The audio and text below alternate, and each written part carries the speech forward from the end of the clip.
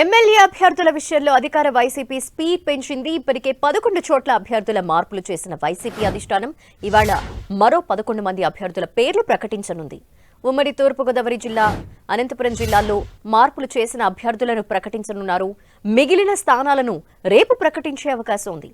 YCP అభ్యర్థులపై ఇంకా కసరత్తు కొనసాగుతోంది.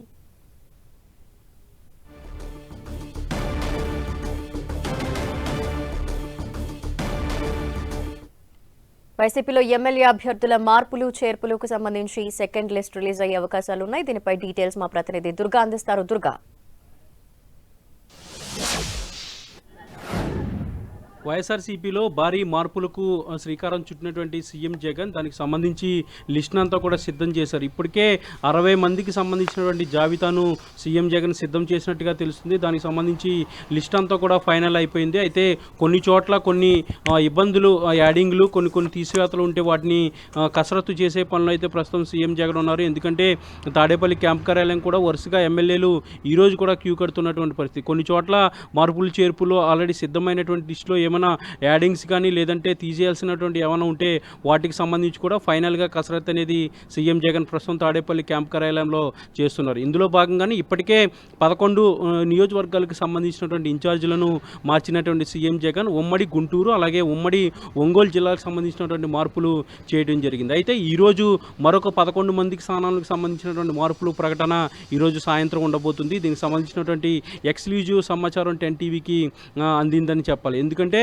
11 మార్పులకు సంబంధించి ప్రధానంగా ఉమ్మడి తూర్పుగోదావరి జిల్లాకు సంబంధించి అలాగే ఉమ్మడి అనంతపురం జిల్లాకు సంబంధించినటువంటి మార్పులు ఈ 11 స్థానాల్లో ఉండబోతున్నాయి. ఉమ్మడి తూర్పుగోదావరికి సంబంధించినటువంటి 6 స్థానాల్లో మార్పులు చోటు చేసుకోబోతున్నాయి. ఇక ఉమ్మడి అనంతపురం జిల్లాకు సంబంధించినటువంటి 5 స్థానాల్లో మార్పులు చోటు చేసుకోబోతున్నట్టుగా మనకి ఎక్స్క్లూజివ్గా సమాచారం అందుతుంది. ముఖ్యంగా ఉమ్మడి తూర్పుగోదావరి జిల్లాకు సంబంధించినటువంటి మార్పులు మనం ఒకసారి చూస్తే కోనసీమకు సంబంధించి పి గన్నవరం నియోజకవర్గానికి సంబంధించినటువంటి మార్పు ఉండబోతుంది. చిట్టుబాబు ప్లేస్లో కొత్త వ్యక్తికి అవకాశం ఇవ్వబోతున్నారు. ఇక జగ్గంపేటతో పాటు పత్తిపాడు అలాగే పిఠాపురంతో పాటు రాజమండ్రి రూరల్ అలాగే రాజమండ్రి సిటీ ఈ మొత్తం 6 స్థానాల్లో ఉమ్మడి తూర్పుగోదావరి జిల్లాకు సంబంధించినటువంటి మార్పులు ఉండబోతున్నాయి. ఇక అనంతపురానికి సంబంధించినటువంటి మార్పులు కూడా మనం ప్రధానంగా చూస్తే సింగనమలకు సంబంధించి మార్పు ఉండబోతున్నట్టుగా సమాచారం అందుతుంది.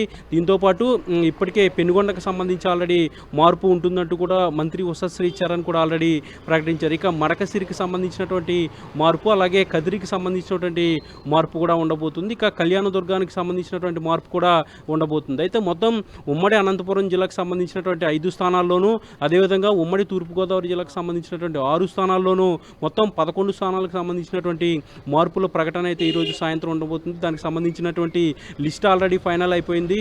అయితే రేపు ప్రకటించబోయే మార్పులకు సంబంధించినటువంటి కసరత్తు అయితే సీఎం జగన్ ప్రస్తుతం తాడేపల్లి క్యాంప్ కార్యాలయంలో చేయబోతున్నారు. ఇప్పటికే ఎమ్మెల్యేలు చాలామంది క్యాంప్ కార్యాలయానికి వచ్చారు.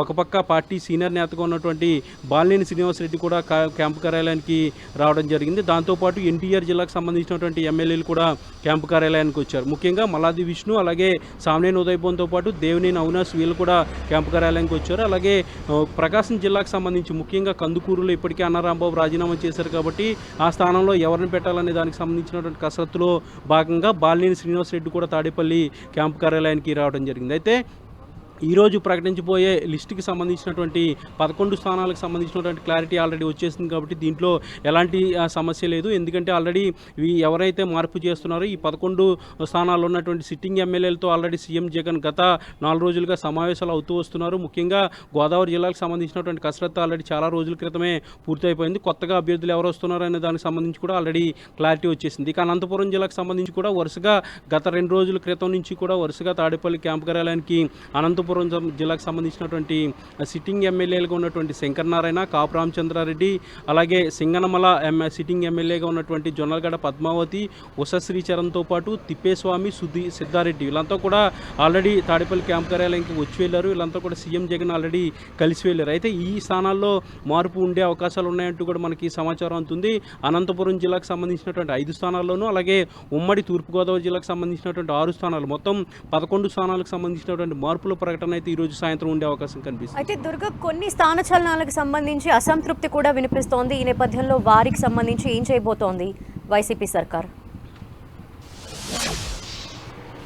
అంటే అసంతృప్తి అనేది ఖచ్చితంగా ఉంటుంది. ఎందుకంటే ఇన్ని రోజులు కూడా ఒక లీడర్ దగ్గర కార్యకర్తలు అలాగే ద్వితీయ శ్రేణి లీడర్లంతా కూడా పనిచేశారు. దాంతోపాటు పార్టీలో ఎమ్మెల్యేగా సిట్టింగ్ ఎమ్మెల్యేగా ఉండి టికెట్ ఇప్పుడు లేదంటే ఆ నేతలో కూడా అసంతృప్తి ఉంటుంది. అయితే పార్టీ విచక్షణాత్మకమైనటువంటి ప్రయోజనాలను దృష్టిలో పెట్టుకోవాలి. ముఖ్యంగా ఏదైతే వచ్చే ఎన్నికల్లో గెలుపు లక్ష్యంగానే ఈ మార్పులు చేర్పులు చేస్తున్నాయంటూ కూడా సీఎం జగన్ చెప్తున్నారు. కాబట్టి వీటన్నిటిని కూడా అర్థం చేసుకోవాలంటూ కూడా పార్టీ అధిష్టానానికి సంబంధించినటువంటి నేతలు ఆల్రెడీ బొజ్జగిస్తున్నటువంటి పరిస్థితి. కానీ కొన్ని చోట్ల అసంతృప్తి అనేది కనిపిస్తుంది. కొంతమంది పూర్తిగా రాజకీయాల నుంచి నేను తప్పుకుంటున్నానంటూ కూడా వ్యక్తిగత కారణాలు చెప్పి వాళ్ళు రాజీనామాలు చేస్తున్నటువంటి పరిస్థితి కూడా కనిపిస్తుంది. మొదటి లిస్టులో ఆర్కే కూడా ఈ విధంగానే రాజీనామా చేస్తూ ఆయన పూర్తిగా తప్పుకున్నటువంటి పరిస్థితి. ఇప్పుడు తాజాగా నిన్న అన్నారాంబాబు కూడా ఆయన కూడా వ్యక్తిగత కారణాలతో నేను తప్పుకుంటున్నానంటూ కూడా ఆయన ప్రకటించారు. ఇక ఆ లిస్ట్ అనేది ప్రకటించిన తర్వాత కొంతమంది అసంతృప్తి వ్యక్తం చేసే పరిస్థితి కూడా ఉంటుంది. దీంతోపాటు ఎవరినైతే మార్పు చేస్తున్నామో ఆ నియోజకవర్గాలకు సంబంధించినటువంటి క్యాడర్ కార్యకర్తలు కూడా తాడేపల్లికి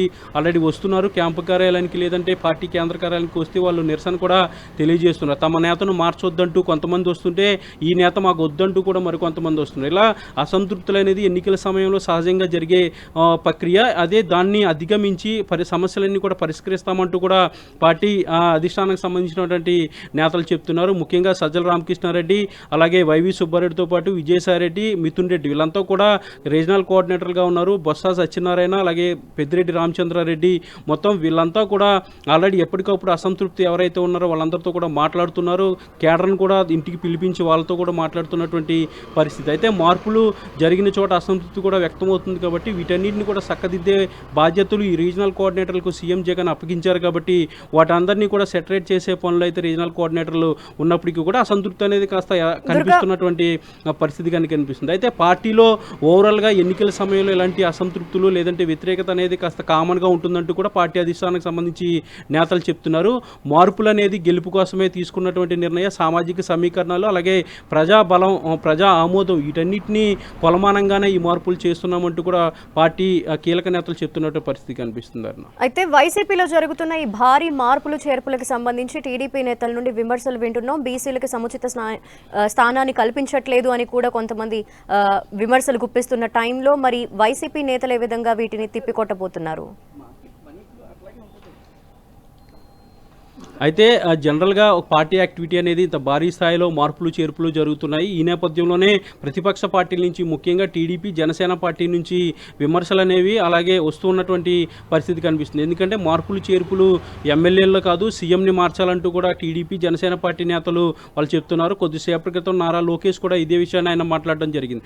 ముఖ్యంగా బీసీ నేతలను ఎస్సీ నేతలను మాత్రమే మార్పు చేస్తున్నారు, ఓడిపోయే స్థానాలకి ఈ సామాజిక వర్గ నేతల్ని పంపిస్తున్నారంటూ కూడా ఆయన కామెంట్ చేశారు. కానీ లోకేష్ కామెంట్స్ కూడా చాలా బదులిస్తున్నటువంటి వైసీపీ నేతలు పూర్తిగా మార్పులు అనేవి ఎస్సీలకు, బీసీలకు, ఎస్టీ, మైనారిటీ సామాజిక న్యాయంలో భాగంగానే మార్పులు చోటు చేసుకుంటున్నాం. చాలా చోట్ల జనరల్ టికెట్స్ ఉన్న చోట బీసీలకు, ఎస్సీలకు అవకాశం ఇస్తున్నారు సీఎం జగన్. మిగిలినటువంటి చోట్ల వాళ్ళకు ఉన్నటువంటి రిజర్వ్డ్ సీట్లతో పాటు మిగిలినటువంటి జనరల్ సీట్స్లో కూడా బీసీలకు అవకాశం ఇస్తున్నారంటూ కూడా వైసీపీ నేతలు చెప్తున్నారు. ఉదాహరణగా కూడా చాలా విషయాలు చెప్తున్నారు. ముఖ్యంగా మంగళగిరికి సంబంధించి అక్కడ జనరల్గా ఉన్నటువంటి ఆర్కేని తొలగించి అక్కడ బీసీ చేనేత వర్గానికి సంబంధించినటువంటి గంజి చిరంజీవికి అవకాశం ఇచ్చారనే విషయాన్ని మరొకసారి వైసీపీ నేతలంతా కూడా చెప్తున్న పరిస్థితి కనిపిస్తుంది. ఏదైనప్పటికీ కూడా మార్పుల విషయంలో ప్రతిపక్షాల విమర్శలు ఏ విధంగా ఉన్నా మార్పులు అనేవి గెలుపు కోసమే అనే ఒక ఎజెండాతో వైఎస్ఆర్సీపీ ముందుకెళ్తుందని చెప్పొచ్చు సుమా. Okay, thank you Durga.